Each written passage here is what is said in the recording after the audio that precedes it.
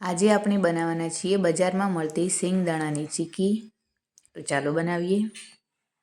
3, 2, 1.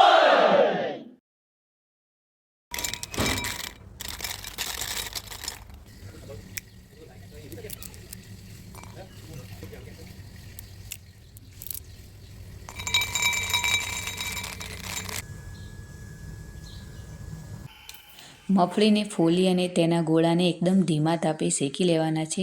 એના ફોતરા નીકળી જાય તેવી રીતે સરસ શેકાઈ જાય એટલે આપણે એને ઠંડા કરી લેશું।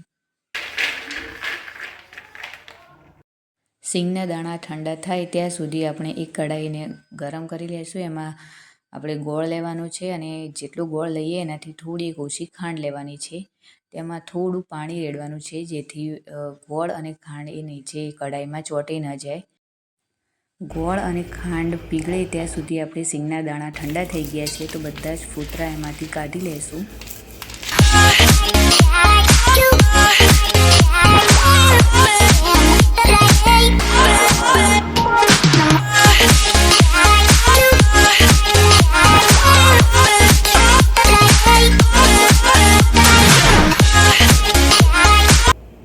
ફોતરા કાઢવા માટે મેં જારાનો ઉપયોગ કર્યો છે। જારામાં આવી રીતે કરવાથી બધા જ ફોતરા નીચે રહેશે અને સિંગના દાણા ઉપર આવી જશે।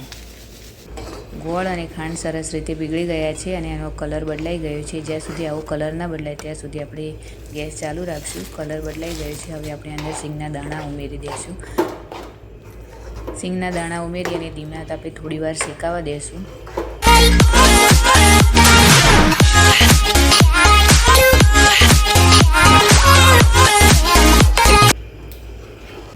ડીશમાં થોડું આપણે તેલ લગાવી લઈશું જેથી ચીક્કી ચોંટી ના જાય। હવે ચીક્કી આપણી થોડી વાર શેકાઈ ગઈ છે અને એનો આખો કલર જ બદલાઈ ગયો છે। સિંગના દાણા પણ એકદમ સરસ રીતે અંદર શેકાઈ ગયા છે। ફરીવાર હવે ગેસ બંધ કરી લેશું અને ચીક્કીને આપણે જે ડીશમાં તેલ લગાવ્યું છે તેમાં કાઢી લેશું। જો પાતળી ચીક્કી બનાવી હોય તો 2 ડીશોમાં કાઢવાનું અને થોડી જાડી બનાવી હોય તો એક જમાં બધું કાઢી શકાય છે। ચીક્કીને દબાવવાની કે એવી કોઈ જરૂર હોતી નહીં, એ જાતે જ ડીશનો આકાર લઈ લે છે। હવે 2-3 કલાક સુધી એને ઠંડી થવા દેશું। 2-3 કલાક પછી ચીક્કી એકદમ સરસ રીતે સેટ થઈ ગઈ।